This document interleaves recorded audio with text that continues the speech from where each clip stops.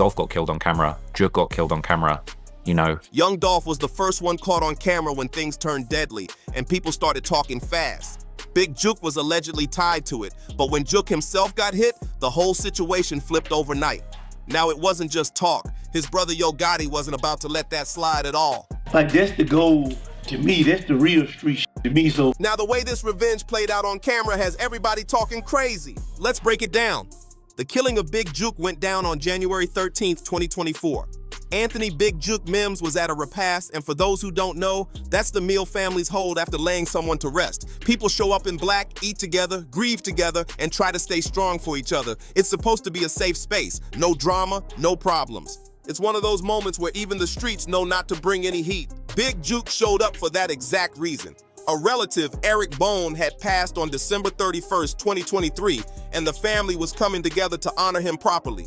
Big Jook, 47 years old, was known as the older brother of Memphis rapper and CMG boss Yo Gotti, so his presence carried weight. The gathering was held at Perignon's Restaurant and Event Center, located at 6385 Winchester Road in the Hickory Hill area of East Memphis. Witnesses say Big Jook was outside dressed in black, moving through the crowd, talking with family, giving hugs, acting like everything was calm and respectful. Then suddenly shots rang out and everything changed in seconds. A Memphis police officer was already nearby, and the moment the gunfire started, he rushed straight to the scene. He found two men hit multiple times. EMS got them both to nearby hospitals fast, but Big Jook was pronounced dead when he arrived. The second victim showed up at St. Francis Hospital in a private car. He was in critical condition at first, but he managed to survive. News spread online almost instantly, and before any official police statement dropped, people were already asking questions. The biggest one was whether Big Jook's mother had been right there when it all went down. I think they said his mom was around him when he got shot. I'm not sure, to be honest with you. I haven't even done my homework on that situation. It's just an unfortunate thing. The details about his mom spread everywhere fast, and people couldn't stop talking about it. Then Boosie, who actually knew Big Jook personally, stepped in and confirmed what he had been hearing from his own people. Big Jook, who's Yo Gotti's older brother, just got killed after leading a funeral. And I heard he was with his mother when it happened. And on top of all that, footage of Big Jook on the ground started flooding social media like crazy. Within hours, clips showing him bleeding out were everywhere, going viral at lightning speed. Anyone who had been following the whole Dolph situation caught the irony right away, and the reactions online were intense. It is very messed up and ironic that, you know, Dolph got killed on camera, Jook got killed on camera, you know, for the whole world to see. On the day of the shooting, Deputy Chief Paul Wright stepped in front of the cameras and made it clear investigators believed the victim was targeted. No random act at all. A witness at the scene had already told officers the shooter sped off in a white SUV, and that detail stuck from the very beginning. By January 14th, MPD released surveillance images of the getaway vehicle, a white Ford Explorer with black wheels, dark tinted windows, and no visible license plates. Those pictures ended up being the only solid evidence police ever shared publicly, which had people raising eyebrows fast. No weapons were recovered at the scene. No suspect descriptions were released. No arrests were made. A full year later, in January 2025, MPD told the Commercial Appeal there were still no updates available at that time. Months kept passing, and nothing changed. Then 18 months in, around August 2025, MPD Public Information Officer Teresa Carlson sent out another statement saying the exact same thing. No updates, still an ongoing investigation. As of March 2026, over 2 years later, the case is still cold, and that same white Ford Explorer remains the only lead they've ever put out. But to really understand why Big Jook got caught slipping that day, and why Trap Lord Ross called the situation ironic, you have to go way back, almost a full decade, to where all of this really started. Back in 2014, Yo Gotti was already a major name in the Memphis rap scene, building his reputation since the mid-90s and running CMG Collective Music Group like a tight operation. Meanwhile, young Dolph was on the rise, pushing Paper Route Empire independently, dropping music his own way, and building a loyal fan base without any industry backing. Dolph's whole image was about ownership. No cosigns, no handouts, no label controlling his moves. Around August 2014, Gotti reached out with an offer to bring Dolph onto the CMG roster. According to what Dolph later said publicly, Gotti had been messaging him and reaching out consistently for about 2 years straight, trying to make it happen. The offer sounded simple on the surface, two Memphis artists linking up to make money together. But Dolph wasn't going for it. He later explained on Sway in the Morning that he didn't want anyone thinking his success came from Gotti's platform. He wanted it clear that Paper Route Empire was going to win on its own terms. And once you hear how their first real interaction actually went down, Dolph's decision starts to make a whole lot more sense. And the tension between them doesn't seem so random anymore.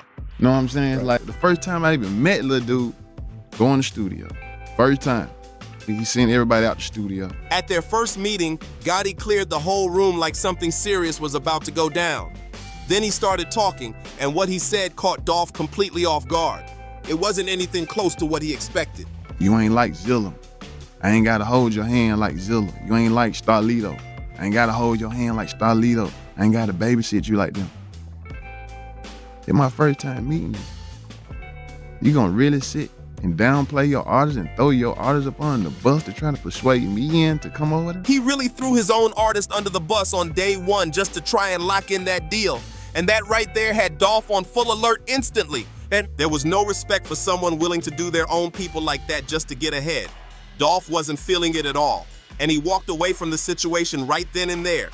Reports over the years keep pointing to those 2014 moments as the first real spark of tension between them.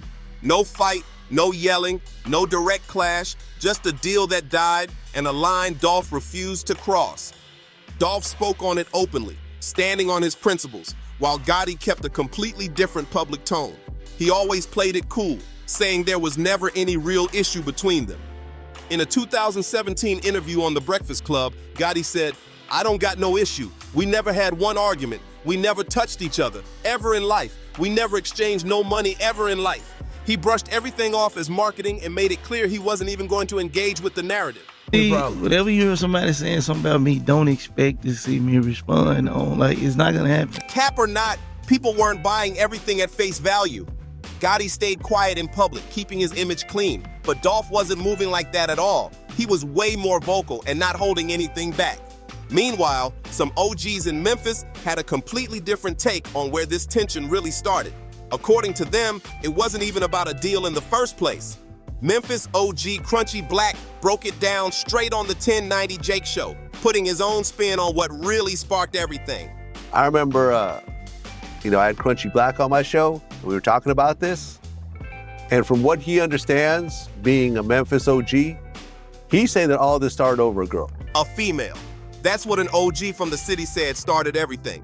And that claim had people talking heavy. Not a label deal, not a diss line, over a woman. Whether it was about a deal, a woman, or a mix of both, the truth stayed messy and unclear. What nobody argues about is this. By 2016, the tension had grown legs, and those legs were ready to stomp hard. Things started escalating fast. Diss tracks, shootings, and rumors of serious violence circling everywhere. The situation wasn't quiet anymore. It was loud and getting louder by the day. By early 2016, young Dolph stopped being subtle completely. Less than 2 weeks after Yo Gotti's single Down in the DM hit #1 on the Billboard mainstream R&B/hip-hop airplay chart, Dolph sent a clear message. In February 2016, he posted a sub-tweet aimed at someone everybody understood to be Gotti, even referencing that failed CMG deal directly. Then just 1 week later, Dolph made an even bigger move. He announced his debut album, King of Memphis. That title wasn't random at all because King of Memphis had been tied to Gotti for years. Dolph was basically snatching that crown right in front of everyone, and people noticed instantly. CMG affiliate Black Youngster, born Sammy Marquez Benson, jumped into the situation in March 2016. He dropped a diss track called Shake Some after hearing a line on Trouble's Ready remix that he believed was aimed straight at him. The lyrics were direct and aggressive, leaving no room for confusion about who he was talking to. Then things moved off the mic and into the streets. Youngster and his crew showed up in Dolph's neighborhood in South Memphis, visibly armed, recording everything and posting it online. That wasn't just music anymore. That was a message being sent loud and clear. The tension hit another level on February 1st, 2017, when Dolph dropped Play With Yo Beats. The entire track took shots at Gotti from start to finish, even mocking him over past interactions and personal matters. The cover art made things even more explosive. A screenshot showing 24 missed calls from a contact saved as Yo Gotti baby mama. When Dolph was later asked if that screenshot was real, he didn't hesitate at all, standing firm on everything he put out there. So I seen the cover, says Yo Gotti, play with your bitch, 24 missed calls. So was that a real screenshot? Come on now. Was it a real screenshot? Yeah, was that a real screenshot? Man, come on now. That's so you so you saved, that's her name in your phone. Yeah. That really was the name he had her saved under, real talk, and Dolph didn't try to dodge it or clean it up at all. He stood on it and made it clear exactly what it was. He made it known this wasn't about clout, hype, or trying to land a radio feature. This was deeper than music for him. This was straight principle, and he wasn't backing down from that for anybody. Why would I? Let me drop this song about this faggot so it can get me hot. Hell no, this getting me hot. That shit is doing nothing for me. Right. It's the point, bro. It's the principle. My don't play with me. Play with your. Gotti took to Twitter saying he wasn't about to stoop to Dolph's level, then dropped "Don't beef with me" without ever naming him directly. He kept it calm on the surface, but the message was still there if you were paying attention. Dolph came right back and escalated things his own way. He released the full Play With Yo Beefy video, almost 7 minutes long, showing a Gotti lookalike getting clowned the entire time. It wasn't subtle at all. It was bold, direct, and impossible to ignore. Then everything shifted from music to real life fast. On February 25th, 2017, while Dolph was in Charlotte for the CIAA tournament, his bulletproof SUV got hit with over 100 rounds at the intersection of 8th and North Caldwell. Dolph wasn't even in the vehicle at the time, and somehow he walked away untouched. That same night, he still performed his show like nothing happened, then later dropped 100 shots just to let everybody know he was still standing strong. Reports and later courtroom details connected Black Youngster and 2 others to that Charlotte incident. They turned themselves in to Mecklenburg County authorities, but by May 2019, all charges were dropped, leaving people with more questions than answers. Then it happened again. On September 26, 2017, Dolph was shot outside the Loews Hollywood Hotel in Los Angeles. He suffered multiple gunshot wounds and was in critical condition, and the situation got serious fast. Police arrested Corey McClendon, described as a Memphis associate of Gotti, on attempted murder charges. But just like before, no conviction came out of it. 2 separate attempts on Dolph's life, over 100 rounds in Charlotte and multiple shots in LA, and he still survived both situations. At the same time, CMG's own road manager and VP Howard Keon Wright was sentenced in September 2018 to 10 to 14 years in a North Carolina state court. That case was tied to a separate 2016 CIAA weekend shooting involving gunfire into occupied vehicles in a hotel area.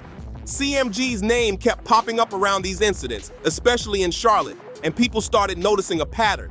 It wasn't something everyone agreed on, but for those watching closely, it raised serious questions. Dolph, on the other hand, didn't seem shaken.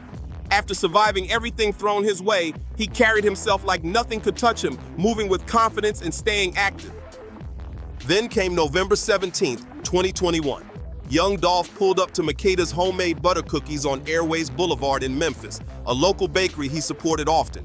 He went inside, handled his business, and walked back out like it was a regular stop. That's when 2 men approached his vehicle and opened fire, turning a routine moment into something tragic in seconds. The medical examiner reported at least 20 gunshot wounds on Dolph's body, and the details were hard to process. Surveillance cameras at the bakery captured everything, and that footage was later shown in court for a jury to see with their own eyes. 4 men were indicted in connection to the murder.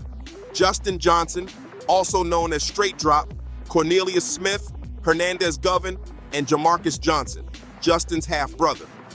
Jamarcus took a plea deal in June 2023 and began cooperating with federal authorities, which shifted the whole case. The first trial for Justin Johnson began on September 23, 2024 in Shelby County Criminal Court. That's when prosecutors publicly brought Big Jook's name into the case for the very first time in open court. Shelby County Deputy District Attorney Paul Hagerman told the jury that Anthony Big Jook Mims, Yo Gotti's older brother, allegedly placed a $100,000 hit on young Dolph.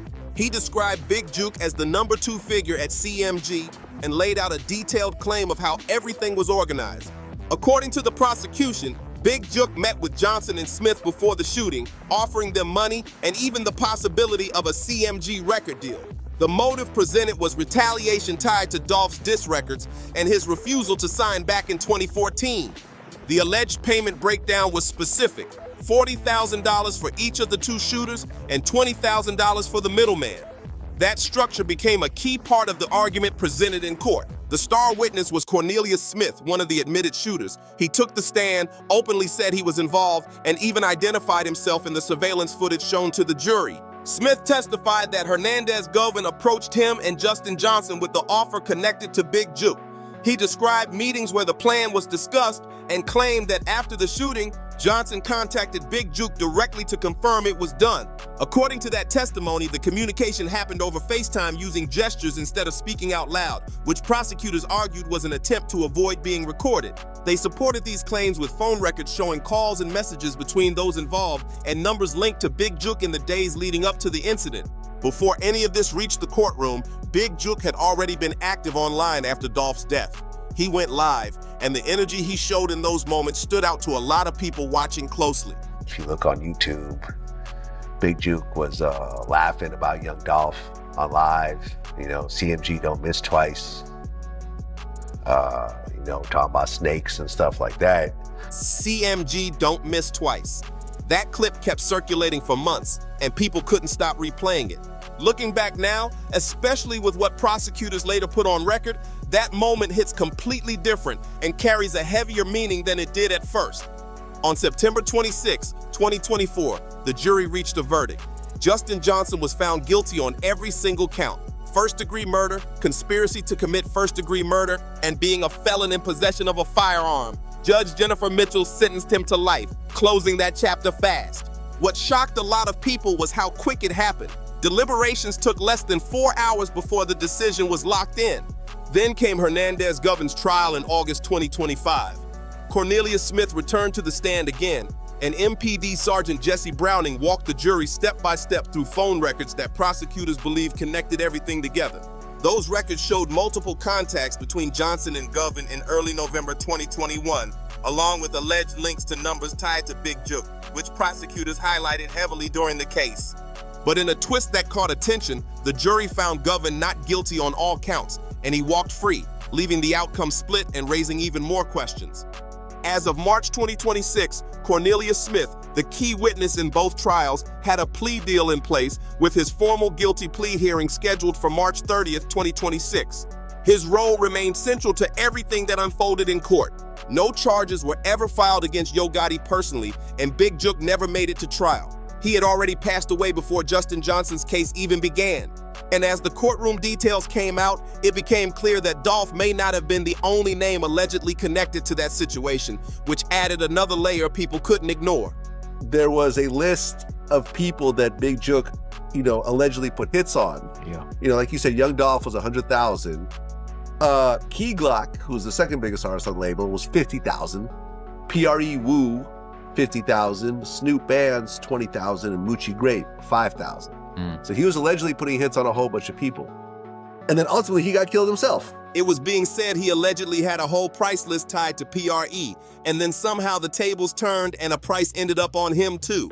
The irony in that situation hit people hard, showing how fast things can come full circle. On the morning of January 13th, 2024, just hours before everything went down, Big Jook posted on Instagram. The caption read, "Stay alert to stay alive, watch your back at all times." That message stood out even more after what happened later that same day. That very afternoon, he was shot, turning that warning into something people couldn't ignore. What made it even heavier, Boosie had been on the phone with Big Jook just 5 days earlier. They were talking business, working on music, and Jook was lining up a verse for a collaboration out in California, like everything was moving forward as normal. Probably about 5 days before his death. Really? He was setting a verse up with this dude with me and Cali. 5 days, still active, still working, and then suddenly gone. That shift hit hard and fast. When Boosie got the news and those videos started flooding his phone, his reaction matched what a lot of people felt watching Memphis from the outside. Shock, confusion, and trying to process how it all unfolded so quickly. When people sending me videos, I'm like, sad, bro. Like, Boosie's first move after hearing the news was immediate. He picked up the phone and called Big Boogie, a CMG artist, with urgency in his voice. He told him straight up, "Get out of Memphis." No hesitation at all. I called Boogie, Who's that? Big Boogie, That is. the artist, one of Oh, yeah. Okay, yeah. Big one of the Gotti PMG. artists, and I for Big Boogie, and I just told him. That's what happens when you've been around long enough to understand how things really move. You start warning the younger ones to relocate, because once things heat up, it doesn't matter who you are or where you stand. It can reach anybody. And that reality hit people watching this whole situation closely, from online discussions to everyday conversations in barbershops. What really stuck with everyone was the pattern. Dolph's death was caught on camera, Big Jook's was too. Both on surveillance, both spreading across the internet fast. The same kind of energy, the same type of outcome, just different names, and that's what made it feel unsettling. I mean, even the King Von situation, there's a pretty twisted poetic irony in the fact that, Duck got killed on camera and these guys were laughing about it for months. Next thing you know, Von's dying on camera, damn near in the same kind of way. Duck on cam, Von on cam, Dolph on cam, and then Big Jook on cam too. It kept happening the same way, and people couldn't ignore that pattern anymore. This cycle doesn't pick favorites or skip turns, it hits whoever ends up next in line. Trap Lord Ross even broke down what he believed Big Jook's final moments might have felt like, and the way he described it really hit heavy with people watching.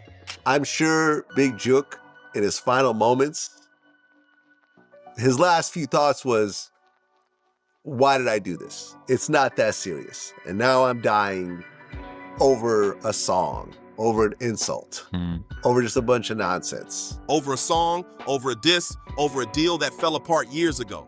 And when you really look at it, it goes even deeper than that. The deeper layers of it all are what really make people stop and think. And now his mother, who was right there, and I'm sure he's looking at his mother going, wow, you're gonna have to live with this because I wanted to be a gangster when I didn't have to be a gangster anymore. He didn't have to live that life anymore.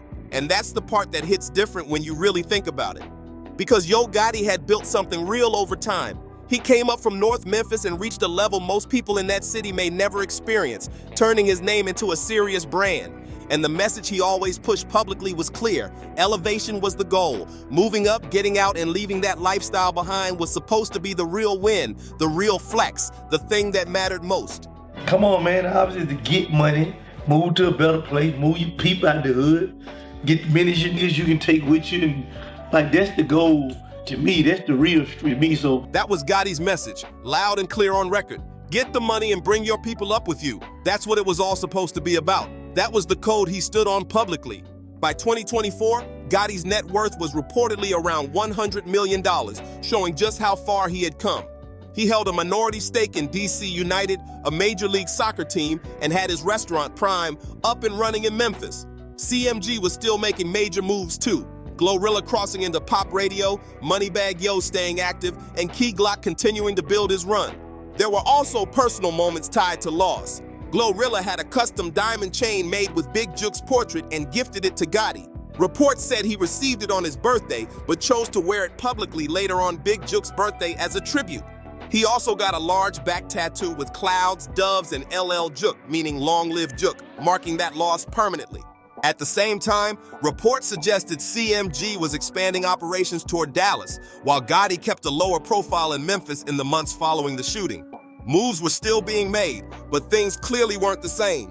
None of that changes what happened, though. It doesn't bring Big Jook back, and it doesn't answer the biggest question still hanging in the air. Who was in that white Ford Explorer that day? As of now, no one has been charged in connection to his killing. The surveillance images of that vehicle remain the only public lead released by MPD over 2 years later. No suspects officially named, no confirmed motive, just silence and an open case that hasn't moved. What started as a rejected deal back in 2014 turned into years of tension, real consequences, and lives lost. That path ended up including one of the most respected independent artists in Southern rap history, along with the older brother of the man he had issues with. Both situations were caught on camera, both spread everywhere, and both ended tragically. Some people involved in different parts of this story are now serving life sentences, while others have walked free. And through all of it, one question still lingers with no clear answer. Who was responsible for pulling up that day in January? 21. Savage summed up the cycle in a way that stuck with a lot of people when the topic came up directly. This senseless violence, how? I don't know. I don't think that ever would stop. It's just my opinion. Like, people been killing forever. That shit just life. Maybe. But here's the part that really sticks with you when you think about it. Every man at the center of this had already made it out. They had the money, the music, the platform, everything that was supposed to be the goal was already in their hands. They reached the level people dream about, the exact life Gotti always talked about, and somehow it still ended like this. That's what makes the whole story hit different when you really sit on it. If you made it this far, tap that like button, subscribe to the channel, drop your thoughts in the comments, and share this with someone who needs to see it. And keep it going by clicking one of the videos on your screen right now for more content like this.